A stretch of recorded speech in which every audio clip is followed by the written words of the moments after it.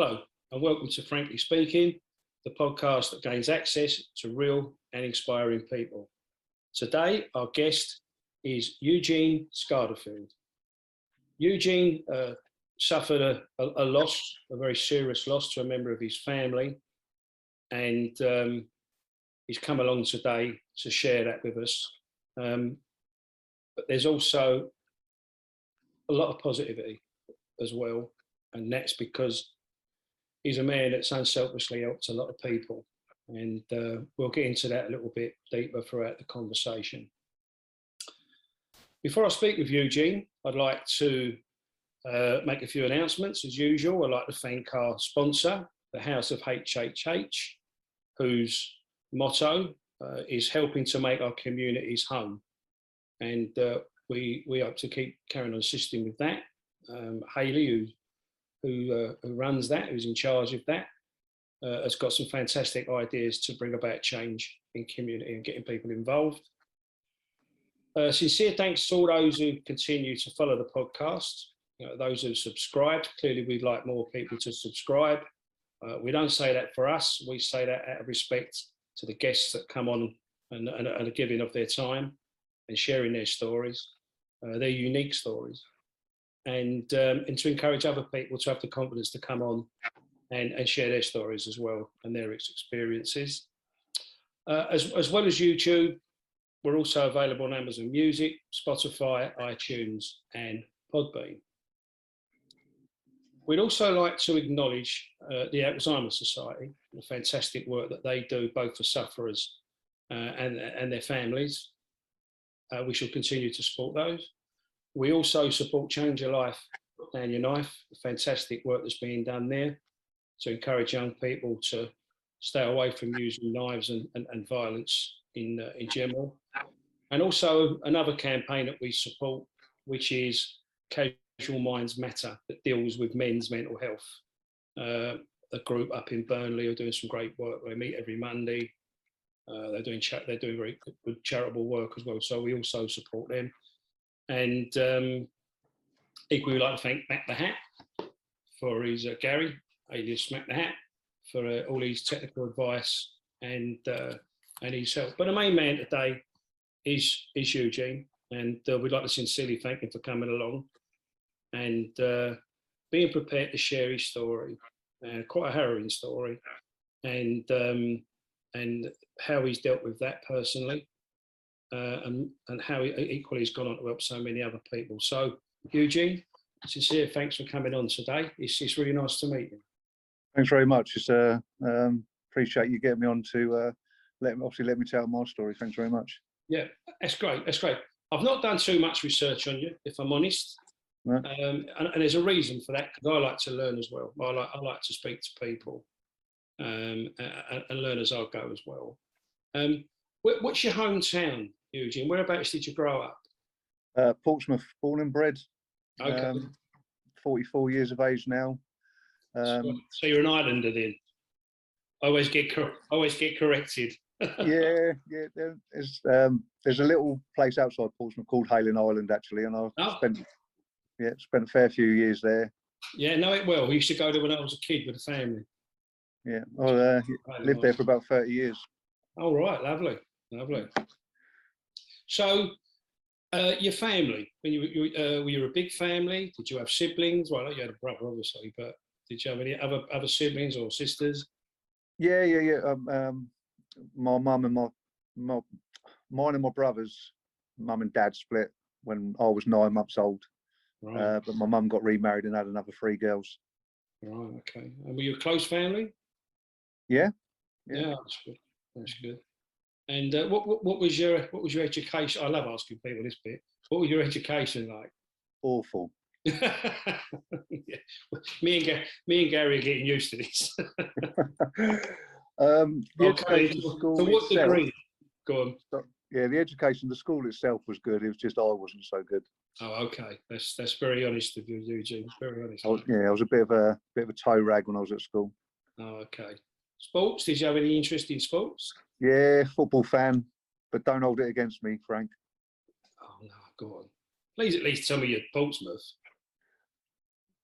No, when I grew It up, my doesn't start stepfather. with an A, does it? No, an L. Oh, it can't be. It's not that offensive. Which one? Liverpool? Yeah, Liverpool. Oh, Yeah, Liverpool. Wow, that's all. yeah. You didn't fancy Portsmouth, did no? When I grew up, my stepfather was in the Navy, and I spent a lot of time on naval bases. And I didn't actually know Portsmouth had a football team All right. because he wasn't into football; he was into cricket. Yeah. And all my mates and all the boys on the estate were pretty much all London boys. Right. Okay. So they were all, your Spurs, Arsenal's, Chelsea's, West Ham. Yeah. I just happened to clock Liverpool on TV one day and went with it. On Right. black and white TV back in them days. Yeah. Tell me about it. So When did you leave school? What age did you leave school? 16 in 94. Oh, you done well to stay under 6. Well, I think I'd gone by the time I was about 14, to be honest. when I was in my final year, they actually asked me at one point to leave and not come back until I sat my exams. They had enough of me. And did you sit your exams? I did. Oh, well done. Because it's Not quite saying- hard done, including me. No, yeah, I didn't have the greatest of grades. No. The teachers got quite frustrated with me because they said I've got all the intelligence but none of the will to use it. That's quite a common thing, to be honest. That's a lot of people's stories, isn't it? They say you learn more when you leave school than what you do, gain when you're there. So, did you have any career aspirations you particularly wanted to be? Not particularly, no. I mean, when I was a kid, I had one one idea that I was going to be a doctor and another idea I was going to run a pub. So, Pity you didn't run the pub. Pity you didn't run the pub, me and Gary would have popped there. Yeah, so neither of those two, I take it, no? No, I ended up in utilities working on gas and electric. Oh, okay. That's all right. Okay. I was waiting for you to say you joined the Navy for some reason, because you said about the fact that the naval connection. I thought maybe you had aspirations to join the Navy. No, couldn't handle discipline whatsoever. Couldn't handle being told what to do or no. Yeah. And your brother Michael, what was the age difference between both of you? 3 years. Mike was 3 years older. Oh, he was the older brother. Oh, okay. Yeah. Okay. And were you close? Were you close brothers? Not so much when we were kids, but as you sort of grow into adults, that's when our bonds grew stronger and our sort of relationship grew stronger. Definitely. We was chalk and cheese in many ways, but peas in pod in other ways. But we found a common ground, whether it be music or films or going down the pub for a pint, anything like that. Was you the kind of brothers that could at least go and have a pint together? Oh yeah, 100%. Yeah. Yeah, definitely. Yeah. I don't have to ask Gary that.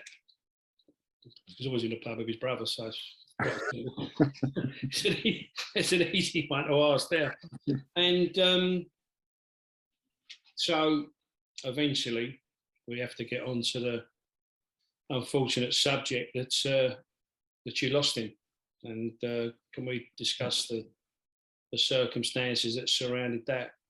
Yeah, as a family, we don't like the term loss because we don't feel that we lost Michael. We feel he was taken. Taken, yeah, fair comment. Yeah, fair So, comment. Mike fell in love with a woman on the internet, as many do, and moved up to Stoke to be up there. Right. So, but even though he was living up there, special occasions he was always be down, like Mum's birthday, Christmas, our birthdays, because our birthdays were only 7 days apart, and our sisters was in the middle of ours. So between sort of 10th of April, my birthday, and 17th of April, we would always be down. All the sort of, like I say, special occasions, our other siblings' birthday, all that sort of thing. He was always around for those times. Mike didn't have a bad bone in his body. Literally, did not have a bad bone in his body. Didn't like confrontation whatsoever. His attitude was whatever, it doesn't matter. No matter if somebody could aggressively, verbally abuse him in the street, and they go, whatever. That was just Mike. That was his manner. He was just so placid. It was unreal. Yeah. He was a big guy. You know, he was sort of same size as me, 6 foot, quite broad. But yeah, he was a gentle giant, a gentle soul.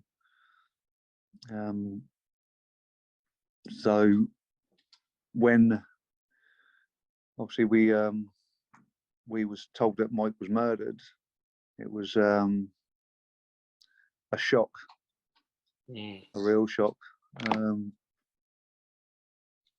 A lot of confusion.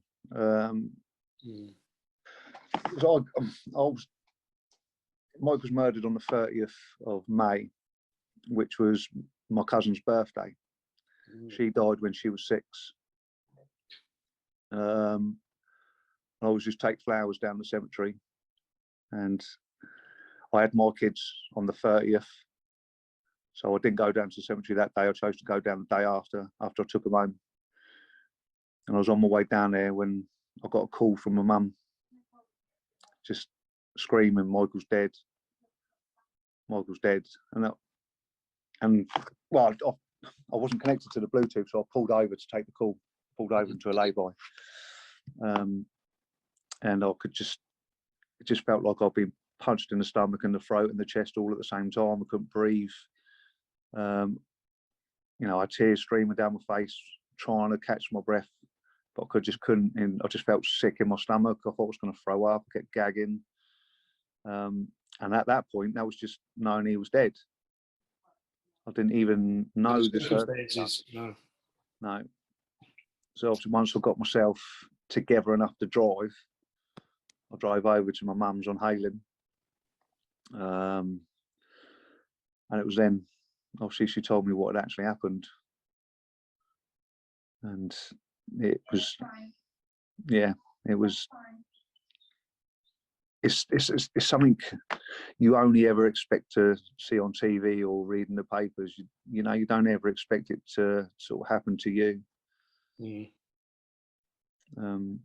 And how was your mother informed? Did the police come to the door?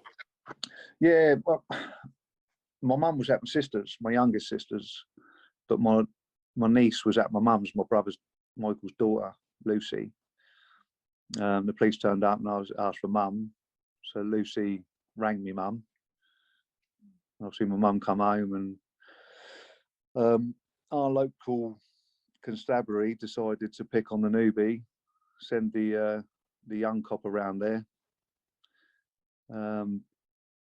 You know, we've argued that it should have been at least 2 police, you know, delivering such devastating news, but it wasn't. It was just one. And the poor lad was shaking like a shitting dog. My mum eventually asked him if he was all right and asked if he wanted a cup of tea. So the whole handling of the initial news it wasn't how it should be. Let's say it, put it that way. No, certainly not. Certainly not. We spoke to another guest, and there were circumstances where you would assume something would naturally have happened, and in her case, it didn't. And it doesn't altogether surprise me that what you've just said, as bad as it is. You know, it's well, you'd have thought they'd have sent someone experienced for a start. I mean, a certain, you know, someone who's dealt in that been in that situation and knew how to convey that horrible news to somebody. You know. Yeah, you know, you grow up and you watch the likes of Law and Order and NCIS and the Bill and all that sort of stuff. Yeah. And yeah, literally couldn't be, you know, any further away from what you view on telly. Yeah. So did they take you to Stoke? No. You have to make your own way. Yeah, we had to make our own way. My mum sort of pretty much packed her, once all the family was together, she pretty much packed her bags and left. The rest of us kind of organised to get ourselves up there the following day. So we obviously booked a hotel and travelled up there. Mum went into, did we go up Monday? 2 days later, I can't remember now. I can't remember if it was 1 day or 2 days later, to be honest. I know Mum went up there and obviously she had to go and identify Mike's body. But also because Michael was in a council property, she had to go and clear his place out before the council did. Because it was literally, well, they didn't sort of care really. They just wanted to obviously to get the next occupants into that flat. Yeah, I would imagine people don't kind of, unless you've been in that situation, you don't tend to see the other effects, the other things that are going on there. You just, so if you haven't experienced it, it's difficult to identify with it. But I mean, that's just another pressure, isn't it? It's just another pressure to have to go and do that. You know? Did the police have an idea who'd done this? You know, who's committed this crime? Yeah, he went and told, after he'd done it, he went and told 6 people that he did it. Oh. So he was picked up in sort of 24 hours, I think, less than 24 hours. He murdered my brother in his own front room. And what was the reason? What was the reason for that? Was it drink? Were they arguing, or did he just turn funny? One of a better way of asking, I should say. Yeah, we don't know. He changed his story that many times. Obviously, it was somebody my brother knew. Yeah. They was having a drink together. Yeah. But like I said, my brother wasn't confrontational, so there wouldn't have been a fight. There wouldn't have been an argument. Yeah. I know there definitely wasn't a fight on my brother's behalf because he had no defensive wounds. You know, the obvious would be sort of skin under the fingernails and all that sort of thing. There was nothing like that. Yeah. Basically, what we can gather from what evidence there was, that he attacked my brother from behind and then strangled him with a strap of a bag. So he's knocked him to the floor and then put a bag around his neck.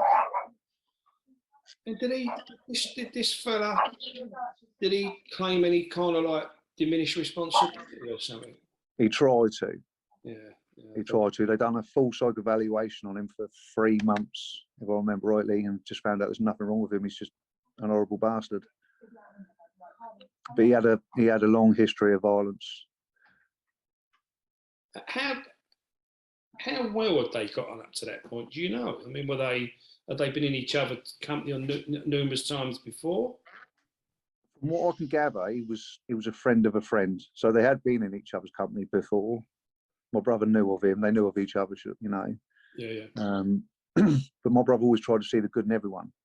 Yeah. That was one of Michael's things. You know, if you knocked on Michael's door and you was hungry and he had 1 tin of beans, he's getting out 2 spoons. Yeah. That's Mike. He'll be the shoulder to cry on, the ear to chew. I mean, if you've got an issue, he'll listen to you. He'll sort, you know. Were there any other mitigating circumstances this fella tried to use apart from the old mental health trick? No. He was basically relying on that then. Yeah. Because he changed his story 5 times. At one point, he said Mike fell over and he tried to help him up with his bag. Yeah. But I'm sure the jury weren't going to swallow that one. Well, we obviously when the jury went to deliberate, we went downstairs. And bear in mind, you know, we've never been in this situation before. Again, it's not what you see on TV. We was told normally the jury go off for 3 hours, come back, then go off for another 3 hours, come back. And this can go on for a couple of days. Yeah. That's what we was told. They come back within 65 minutes. Wow. With a guilty verdict. That's pretty damn, isn't it? Oh, God. Yeah. I mean, Mike lived in one of these flats where you got like a house that's split in 2. You've got the flat upstairs, the flat downstairs. Yeah. And the old girl downstairs, she had CCTV installed around the house. Before Mike moved in, she loved Mike to bits. She actually ended up moving out after what happened. So obviously you see the 2 of them walking in and then him walking out, however long later it was. You see him close the door, walk up the path, open and close the gate. And then he went off and said, "Oh, to people, I think I've killed him. I strangled him until his legs stopped shaking." And this was the same day? Yeah. So it wasn't even as if he'd gone home, a few days had passed and he felt some remorse and, No. you know, I better go and tell someone. He was literally telling people the same day. Yeah. But he's never revealed. He's never revealed what there was no grudge. There was no animosity. He just decided to do it. Oh. With the amount of things he's gone to court for and walked away from court, we kind of got this feeling that he thought he was indestructible and he could do what he wants and he could just walk. It does sound like it, Eugene. It does sound like that, doesn't it? You know? I mean, he just sat there staring at the ceiling and biting his fingernails, and kind of like it was a waste of his time being there. That was kind of the demeanour that he gave off. Come on, let's just get this over with. Did he not show any sign of remorse? No, nothing. No, he just sat there chewing his fingernails. So on top of taking a, you know, well, I won't say taking a family member's life, like killing a member of your family. He didn't even have the decency to even try and show a degree of remorse. No. So my mum somehow got the courage to stand up in court and read out her own victim impact statement on behalf of, like, you know, my surviving siblings and the family. Yeah. He didn't even have the decency to look at my mum when she was talking. I will say it, bastard. I will say it. Because I'm saying it under my breath, I might as well say it, you know. But that was very brave of her to do that, that's for sure. That was very brave of her to do that. I think there was 2 people in that courtroom that didn't have tears in their eyes. I can imagine, yeah, I can imagine that. Yeah. And what was the final sentence? 18 years minimum. And he won't be considered for parole until he gives an accurate account of what happened. Yeah, I think that's to be expected. Yeah, he should give an account, shouldn't he? Yeah. He should give an account. I mean, quite frankly, by the sound of it, I'd rather he worked back out on the street, because I wouldn't be surprised if he did something again. And this is one of the things that I've always tried to sort of highlight when I want to talk about the ripple effects of murder and manslaughter is it's us that serve the whole life sentence. They don't. We do up here. Yeah. And this cell up here is a lot darker and a lot smaller than the one they're in. Yeah. And we don't get day release. We don't get parole. We don't get rehabilitation. You know, it's called a life tariff. And I think it's called a life tariff because they've taken a life, not because they're given one. No. Because, you know, because he was 28. If he was to get out in 18 years, he's still got a reasonable amount of life freedom. Exactly. No, I think it's a good thing you're sharing it. That's a good thing you're sharing it, because yeah, people probably do in most cases think that's where it ends. Oh, you got justice. Oh, the fella's gone to prison. He's not coming out for so many years, and then you don't really look beyond that, do you? You don't really. I must admit, you don't look beyond that, and out of family and friends, and you know, even in some cases neighbours. You know, it makes an impact, doesn't it? Yeah, I've had comments. Oh, we've had the funeral now. You can move on. You've had the trial now. You can move on. Yeah. It's such a sort of narrow-minded comment to make when you've never had to experience that trauma yourself. Yeah. It's quite a flippant remark. I'm certainly not going to pretend to imagine it because I can't. And what I will say is that some of the guests that we've had on, frankly speaking, have had some pretty harrowing stories. You know, where they've been physically attacked, raped, in some very frightening situations. You know, war zones and wrongful convictions, you know, and served time and so on. And I like to let people know that if they think that I just switch off, you know, say, oh, thanks, Eugene, thanks for coming along today, you know, and you pull the lid of the laptop down and that's it, and kind of sit here and go, you know, that's another one. I can assure you that's not the case, because there's been many conversations I've had with our guests, you know, and I've gone out to bed that night and I've struggled to sleep, if I'm honest, because you can't just talk to someone, take it all in, and then forget it's ever happened, you know, move on to the next guest. And as I say, one in particular, I read the person's book. I couldn't interview the person. I was so angry. I felt so emotionally disturbed. And when I eventually did get around to interviewing, I actually said, "There's no way I could have interviewed you. No way. I've needed that amount of time to pass to be able to sit here and look you in the face, and to be able to conduct a conversation with you. And certainly appreciate you sitting there and being so open with us, you know, and sharing those emotions." Like you said, it's a lot for you to process. And you said you can't imagine it. I wouldn't want you to be able to imagine it. No, I appreciate it. I generally wouldn't want anybody to come even close to imagining what it's like. But people need to know the ripple effects of murder and manslaughter. Yes. When Mike was murdered, I pretty much got isolated and alienated. Nobody wanted to talk to me. Nobody wanted nothing to do with me. Because nobody knew what to say. But that in turn makes us feel like we're the criminal. Yes, it is isolating you, isn't it? It's almost stigmatizing you, isn't it? Yeah, and there is such a stigma around murder and manslaughter, and that's massively due to media portrayal. Because all you ever read about in the media is gang-related, race-related, addiction-related. And that's not to say that any of those deserve to be murdered, because they don't.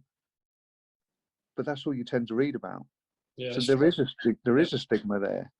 Yeah, that's true. That's very true. Yeah, there seems to be, I think as well, what's become quite prevalent in recent years with some particular incidents is that they become very political. And people seem to get more wrapped up in the politics of the situation, and not the fact that a life's been taken, and not the fact that a family is still suffering. And I see it quite a lot on the news. You know, there's almost people squabbling to claim the moral high ground or win a political debate. So yeah, I do understand what you're saying. It's almost as if your brother's murder isn't important enough. You know, it's just not newsworthy enough. You know, there was 573 murders in this country in 2015 when Mike was murdered. That's not manslaughter or diminished responsibility. That's just murder. Wow. And it's actually, I mean, it's getting highlighted more now. But over the last 20 years, at least, more women lose their lives to the hands of a partner or ex-partner than anybody. It's, on average, 2 women a week. I think I've read that. Yeah, I've either read that or I've heard that on the internet, or you know, on someone did a conversation on YouTube. I'm sure I've heard that. Yeah. But that's never been highlighted enough. No. Well, I'm glad you are. I'm glad you're taking the time to do it, because what you're doing, other people may not be capable of doing it. You know, some people just can't articulate what they want to say, and I think it's great that you are, because you're not only doing it for you and your family, you're doing it for everybody that's had that experience. So credit to you for that, mate. I know you're not looking for credit. I know you're not looking for it. I still think I need to say it. Credit to you for that. And if you don't mind, I'd like to discuss the the amazing things you've done since, because this is the only bit of, if I'm honest, this is the only bit of research that I have done. And that's because it's been noticeable of the amazing things that you have done for other people, that you've done, you know, selflessly. You've helped so many people and inspired so many, you know, so many other people. So if you don't mind, can we have a conversation about that and how you approach that? There's been sort of two separate avenues that I've found myself on. One is, you know, my writing and my public speaking, my talking, and the other one is the charity work that I do. After Mike was murdered, at one point I got up to 8 litres of rum in a week. I was drinking at least a litre of rum every night. And at the time I was so blinkered in my own grief that I didn't realise the damage that I was potentially causing myself. Yes. But also the worry that I was inflicting on my family that was already grieving. Right. Yeah. You know, my mum had already buried one child. Now she's at fear of burying another one through alcohol abuse. Yeah. So I reached out to this charity called SAMM National, Support After Murder and Manslaughter. Everybody, all the volunteers and everyone that works for the charity has had a loved one taken by homicide. So they've got a genuine, obviously, understanding of what you're going through. They offer phone support, you know, they run retreats, a variety of incredible therapeutic work that they do, which kind of give me a little bit of a light at the end of the tunnel. It was then I started to realise what I was doing to myself and my, like I say, my family, my kids. So I wanted to do something to take me away from the drinking, but give back to this this charity and do it in my brother's memory. Now, previous to Michael being murdered, I was never a cyclist, never into cycling. But the only thing that I could think of that rhymed with Michael was cycle. Fair enough. Yeah. I wouldn't have made the link, but well, fair enough. Yeah, and that is pretty much how it started. The charity run a retreat in Crewe, and like I said, I was living on Hayling, just outside Portsmouth. So I come up with this idea that I was going to cycle there in 2 days, 200 miles in 2 days. It actually ended up being 135 miles on the first day and 91 on the second. So yeah, 226 miles it ended up being. And that's what I trained for. I did that. I trained for about 11 months, I think it was. Like I said, I wasn't a cyclist before, but I thought the longer I can give it, hopefully the more money I can raise, the more I can highlight what this charity does. So yeah, I did it, raised 7 grand, I think it was. That's not to be seen, is it? But as soon as I'd finished, the focus was gone. So even though I was still doing bits of writing, I hadn't started any public talking at this point. I was still doing bits of writing, but the focus was gone, so the drink started again. Right. So it's right, so what can I do now? What else rhymes with Michael? Mountains. All right, mountains for Michael. What mountains can I do? 3 Peaks Challenge.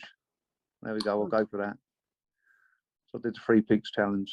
So it was mountains for Michael, cycle for Michael, then I die on the sky, dive free fall for Michael. And then I wanted to take, don't get me wrong, I still do a lot of work with this charity behind the scenes, and I still support this charity massively. But when it comes to Michael only ever saw people. And what I mean by that is he didn't see gender, he didn't see race, didn't see religion, didn't see social status. He treated everyone the same, whoever you was. So I wanted to start taking that same approach, but with charity. Because they say people only tend to steer towards charities that have affected them. Yeah, I see that. So I wanted to start raising for money for charities that haven't affected me. So I've done a cycle ride for prostate cancer. I cycled from Preston to London for a lady who had cancer. I've done Snowdon by night for the British Lung Foundation. Done a 12-hour sleep out for homeless people. So yeah, and all the time I'm doing this, it's reining the booze in, it's keeping me focused, and it's helping people. And I call everything Michael's legacy, Michael's journey. So every time I do something, I'm leaving a bit of Michael's life in other people's lives. Brilliant. That's brilliant, mate. That's great. I think that's however therapeutic it may be, you know, aside from, that's a great legacy, isn't it? That's a great legacy you're leaving, you know, for you and Michael, you know, for both of you, you know. So what about the speaking? In what are you currently doing some speaking? I was on an electrical course for work in Manchester, and it was Michael's birthday in 2019. I was there, and I kept having this thing go over in my head. It only takes one punch, one shot, one knife to take one life. Kept going over and over in my head. And I woke up on the morning of his birthday and wrote a full poem before going down for breakfast. Now, anything I've ever written since Mike's been taken, I kind of, first of all, it was drink fueled, but it was still the truth. It was still raw. But I could let all my inhibitions go and just say how I felt. Yeah. So everything I ever wrote, I just stuck on social media. And I found that I was getting more and more people on my friends list that had a loved one taken by homicide. But when I wrote that poem, it just went everywhere. I've read that. Oh, you have read it? Do you know what? When I first considered asking you to come on, I was trying to think, why is your name? Why is it sticking at why is it at the back of my head? And it was the poem. I remember the poem. Yeah, I remember. I mean, you mentioned at the start, change your life, drop your knife. Yeah. I'll recite that poem at that boxing event for Ben Spann. That's right. Yeah, I remember that as well. I remember that being mentioned. Yeah, fantastic. Fantastic. So yeah, obviously I've recited that at award ceremonies in London, memorials, boxing events. So that's kind of how at the Knife Angel in Chelmsford. It's almost as if, isn't it? It's almost as if he's being channeled through you, isn't it? It's almost like, you know, what's happened has just opened up a part of you where you're giving so much assistance, and that's not a particularly good word, assistance, help, and consideration, you know, and empathy with people, you know. Yeah, before Mike was murdered, the only thing I sort of put on social media was crap dad jokes. And, you know, I couldn't speak in a room full of people. And now suddenly I'm standing on stages and in front of a couple of hundred people. But I wanted everyone to know. I wanted everyone to know this is what happens if you pick up a knife. Obviously, I know Michael wasn't taken by a knife crime, but this is what happens if you carry a knife. This is what happens if you take someone's life. But also, we are still us. We might be a more fragile, delicate version of ourselves, but we are still us. You can still talk to us. And the topic of conversation doesn't have to be about what happened to my brother. No. Or anyone's loved one. You know, there's talk about football, talk about a beer in the pub, talk about the kids. You know, there's so much you can talk about. It doesn't have to be. No. That doesn't have to be the main topic of conversation. And as much as, you know, anyone you talk to, one of our biggest fears is our loved ones being forgotten about. That's why so many do so much in their loved ones' memories. Yeah. But not every conversation has to be that conversation. No. Did the I was going to say perpetrator, it all sounds too polite. Did the killer, because that's what he is, did the murderer, did any of his family approach your family? No. No? No. There was a few of them there in court, but no one's ever approached us. I actually, I wrote a letter to him, like it's addressed to him, but I put it on social media, saying to the whatever his name, and then writing out exactly how I felt. Yeah. And just basically this letter to him, because somebody said to me once, write a letter to him. And I thought, well, I don't want to actually write it to him, but I'm going to write it anyway. Yeah. But I stuck it on social media. My mum actually copied and pasted it and sent it to his mum and his auntie, I think it was, and they didn't even respond. Well, you can kind of see where he gets his coldness from, then, can't you? Yeah, and it wasn't like slagging him off. It was more of a, you're not going to break this family. You've already taken enough from us. Yeah, I understand that. Yeah. And I did, excuse my language, finish it off saying, yours fuckfully, Eugene, Michael's brother. I think you can be excused for that. Yeah, but there was nothing. I had actually, it's a lie. His sister messaged me a few years ago. Okay. There was a Jeremy Kyle show called Behind the Scenes. Yeah, I vaguely remember that. Yeah. Yeah, a far cry from his normal controversial stuff. Yeah. And he spoke to 4 families that had loved ones taken. And it was basically, yeah, everything you don't get to see in the newspaper or on TV. And I was on it with my mum. And his sister, I didn't know it was his sister at first, said, I've seen you on TV.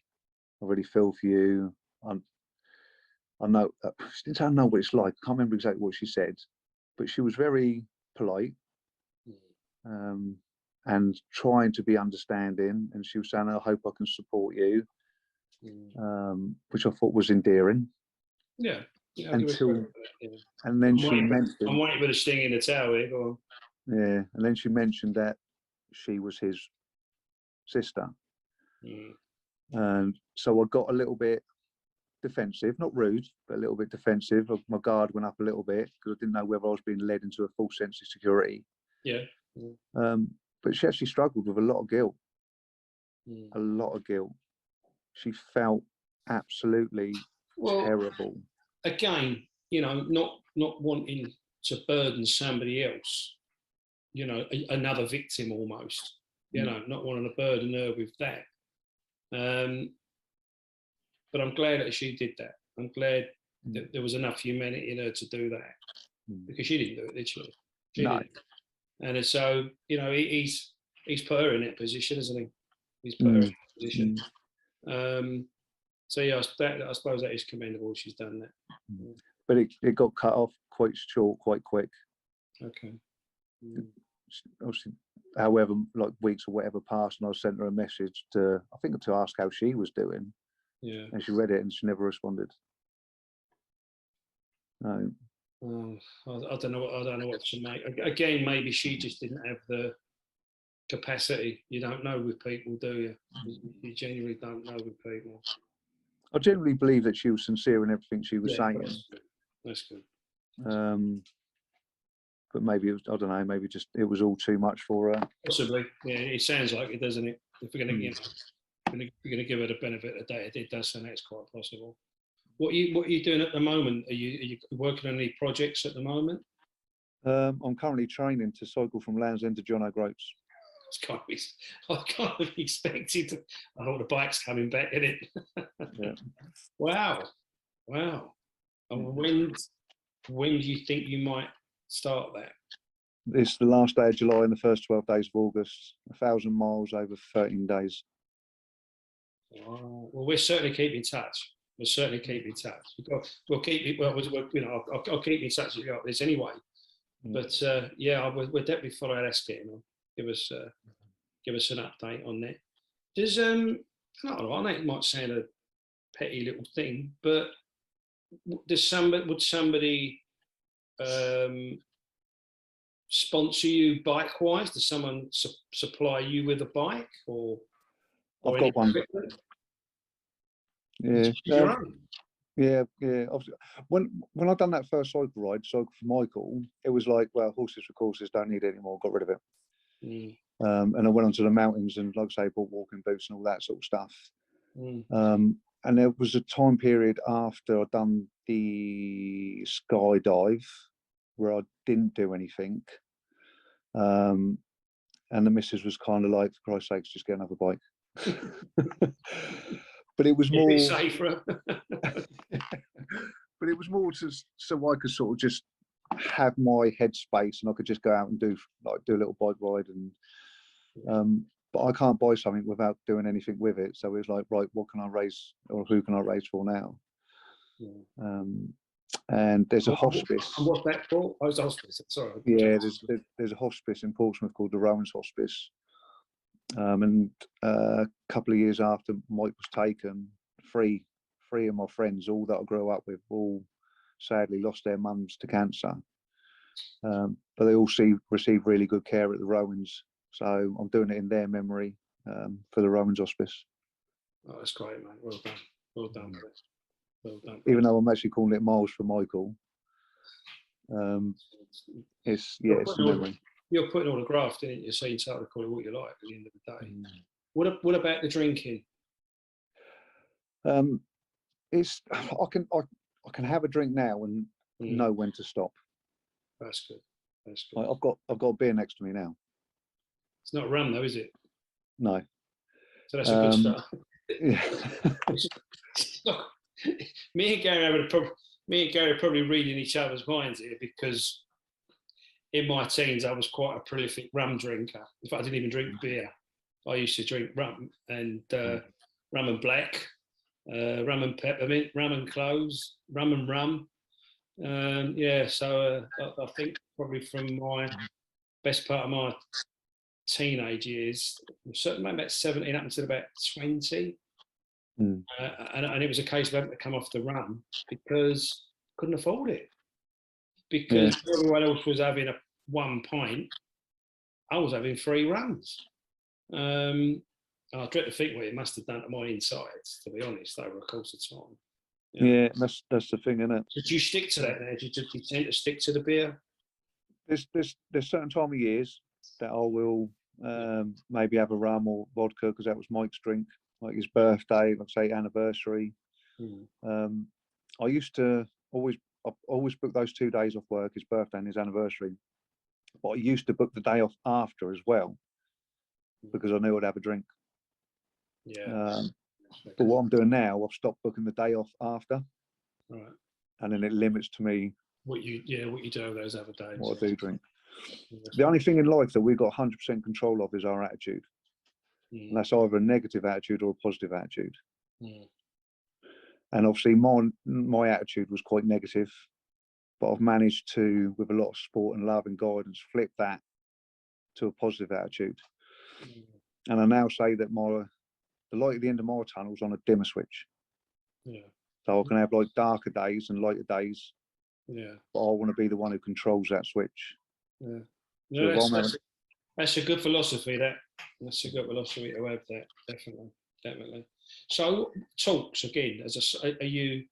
Are people still showing an interest in your talks? Because I have to say, I'm a member of the PSA, the Professional Speaking Association, and so I've listened to a lot of speakers. Clearly,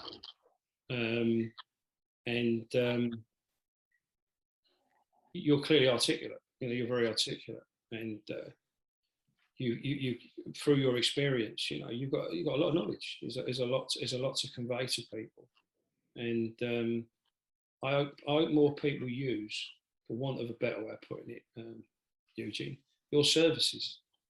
I've actually got something going on in the background. I've got something going on in the background at the moment with our newly elected police crime commissioner, somebody from education and somebody from the violence reduction unit. Right. But that's in the pipeline. So I'm hoping something's going to positive's going to come of that. Yeah. Fingers crossed, mate. Certainly. Because I'm a great one for the, I appreciate, don't get me wrong. I understand that criminologists and various other experts, doctors, professors in some cases, I appreciate they probably put a lot of time and effort, into studying and meeting people. But it's not the same as when it's heartfelt, is it? Or when it's experienced. It just does not come across the same way. And I think more people like you need to be out there in the community and sharing their experiences and what you've gone through and what you've learned since, what you've contributed since, to inspire other people, to sit back and go, well, hold on, I need to support this. I need to look into this more. I need to talk to people. I need to educate people. So there is that, that ripple effect. So where there was that negative ripple effect, that now there's a positive one as well, And I take me out to you, mate. I really do. I really do. Because a lot of people, I can understand it. They shy away. They go into the background. They grow into themselves. And they turn to drink or drugs, or take their own life in some cases.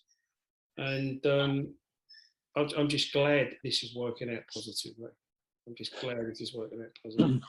I want to show men that it's okay to talk. It's good to talk. Yeah.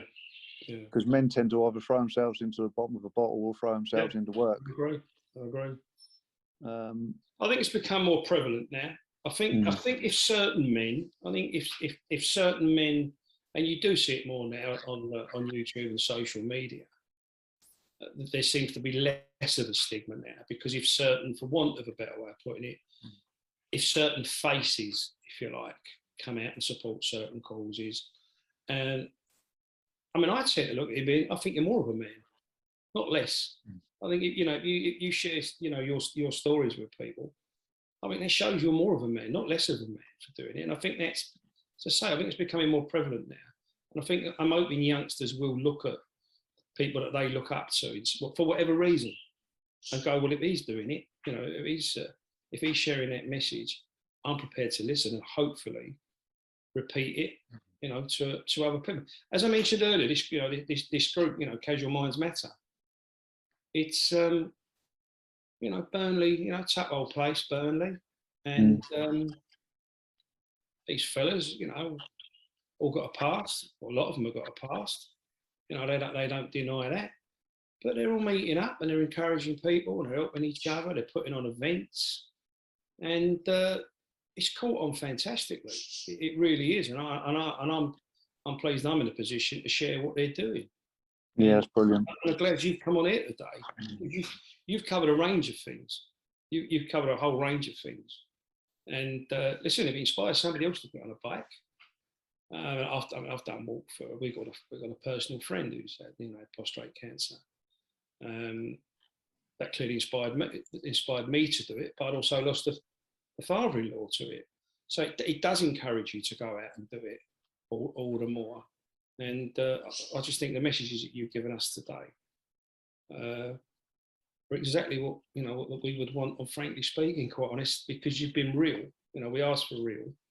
And we ask for inspiring people, and you've come on today, and you've been exactly that. And this is what I say about the subscriptions. It's wanting more people to see and share, because if it encourages somebody else to come on and share their experience, and that in turn helps somebody else, then as far as I'm concerned, one of a better way of putting it, Eugene, my job's done. Because that's what I want. It's just one of a better way of putting it. This is my way of doing something. This is my way of contributing something. By giving people an opportunity to share their experiences. That's it. There's a variety of ways of doing things, and like you just said, this is your way of doing it. I've got my way of doing it. Yeah. They're both the right way. Yeah. And the more avenues we can take to share stories and inspire people, the better. Yeah. You know, Ben with his boxing event, and you know, the guys up in Burnley, what they're doing. Yeah. It's not everyone's into fitness, but some people will gladly talk, or they can write, or you know, there's a lot of ways of doing it, like you say, and the more the better.